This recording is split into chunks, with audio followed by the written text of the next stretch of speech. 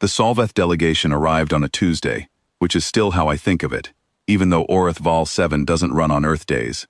They came in three: one to observe, one to document, one to decide. And they moved through the administrative corridor in single file, their skin doing that thing where it pulses faint blue when they're processing something. Translucent beings, the Solveth. You can see their thoughts shifting under the surface. That's not a metaphor. Their lead auditor was called Oreth-Vaal. She carried a data slate the size of a small door, and the kind of institutional confidence that comes from having been right about resource allocation for 11 consecutive audit cycles. Her two colleagues were slightly smaller versions of the same thing. They all pulsed together when they were in agreement. It was like watching a synchronized lamp. Oreth-Vaal stopped at the door to my office, looked at the wall, and did not say anything for 4 seconds. My wall is binders. 41 of them, floor to ceiling, color-coded by function, blue for docking allocations, yellow for resupply routing, green for life support consumables, red for cross-station load distribution. Each one hand-annotated, cross-referenced, flagged with paper tabs I've been adding for 7 years. Some of the tabs have tabs. There's a system. I know where everything is inside 4 seconds. If someone asks me a routing question in the middle of the night, which has happened, which is why the tabs exist. Oreth-Vaal looked at the wall. Her skin pulsed once, briefly, the color I'd learned to read as polite confusion shading toward dismissal. She asked what they were. I told her they were the operational records for Oreth-Vaal 7's supply and routing functions. She asked if I had a digital backup. I told her yes. The station AI logged everything I processed. Every entry, every routing decision, every adjustment. All of it was in the system. She made a note and moved on. I offered tea. She pulsed amber, which I took for a polite decline, and continued toward the operations core. The full tour took 2 days. The Solveth are thorough in the way that only beings who've been doing institutional audits for a very long time can be thorough. They don't miss anything, but they also don't linger, because lingering implies uncertainty, and Oreth-Vaal didn't do uncertainty. She interviewed the station director, the bay supervisors, the life support team lead, and the AI's own diagnostic interface, which she addressed with the same formal register she used for everyone else. She ran 3 independent performance passes on the automated systems, pulled 6 months of routing logs, and cross-referenced the AI's outputs against my own records to establish concordance. The concordance was 99.4%. She noted this approvingly. On the morning of the 3rd day, she produced the report. 47 pages of careful, measured institutional language that resolved to a single finding. Oreth-Vaal 7's supply and logistics function was maintaining a redundant parallel system. The hand record infrastructure, my wall, my binders, my 7 years of paper tabs, was classified as pre-analytic legacy documentation, no current operational function. The station AI was performing identical tasks with greater precision, 0 margin for human error, and no requirement for physical storage space. The delegation's recommendation was that the role be phased out over 90 days, beginning with an immediate 72-hour handover of all active functions to the automated system. Oreth-Vaal delivered this in the station briefing room at 0900. She was kind about it. That's the thing about the Solveth. They're not unkind. They're just very confident in their conclusions, and their conclusions tend to arrive pre-packaged. She told me my tenure had been commendable by any reasonable standard. She told me the station would continue to function without difficulty. She noted that the AI had been certified for full autonomous operation by her own engineering team, and that the certification was ironclad. I told her I'd make tea. She pulsed amber again. The 72-hour transition period began at 0800 the next morning. The delegation departed on schedule, report submitted, recommendation logged with the compact registry, the station director's counter-signature on file. Everything was in order. I kept coming to the office because I didn't have anywhere else to be, and because the binders needed their Tuesday annotations, regardless of what had been filed. Routine is routine. Bay 4 had a freight cycle at 1400.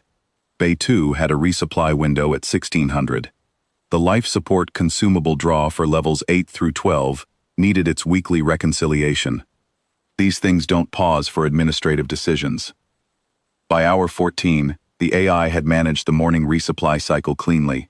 Docking bays 1 through 3, processed without error. I noted it and made a small mark in the margin of the red binder. By hour 28, it had processed the afternoon allocation and the overnight resupply buffer.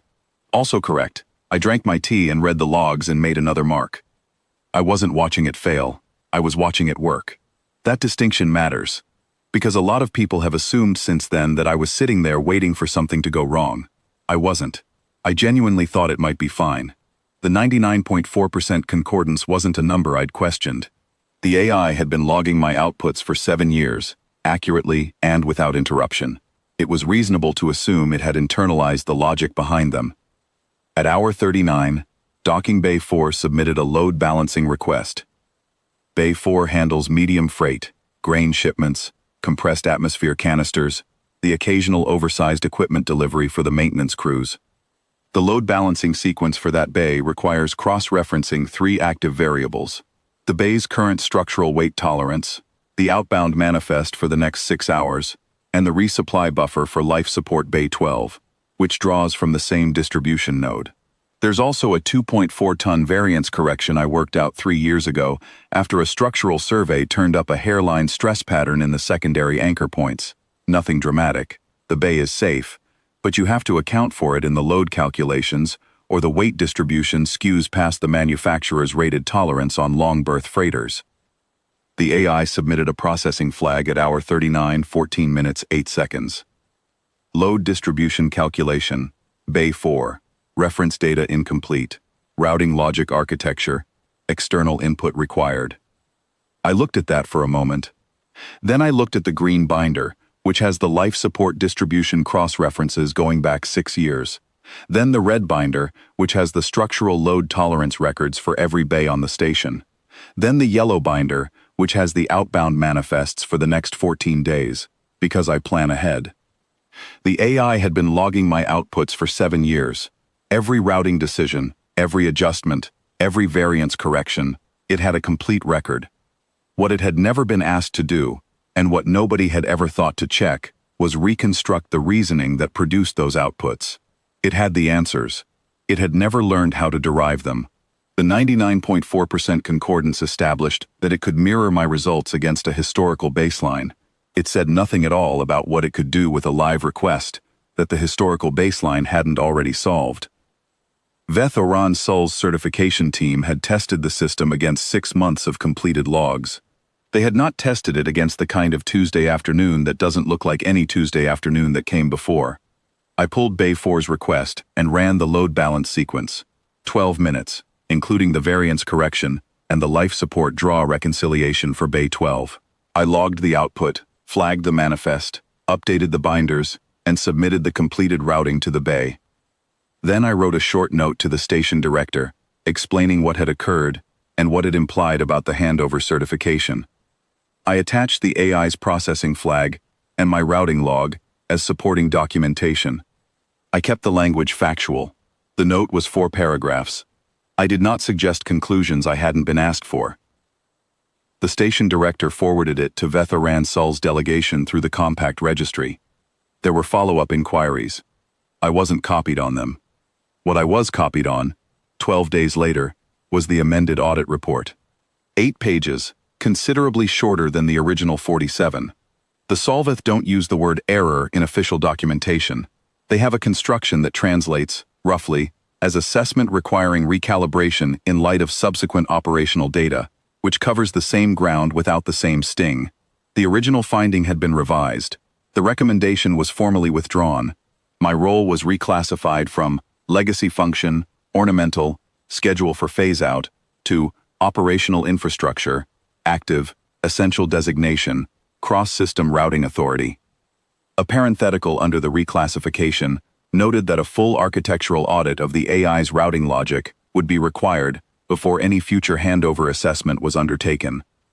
I thought that seemed about right. I ordered 4 more binders, 2 blue, 1 red, 1 green, and started on Wednesday's annotations. Bay 4 had another freight cycle at 1400. The variance correction still applied. The tea, I made for myself. It usually tastes better that way.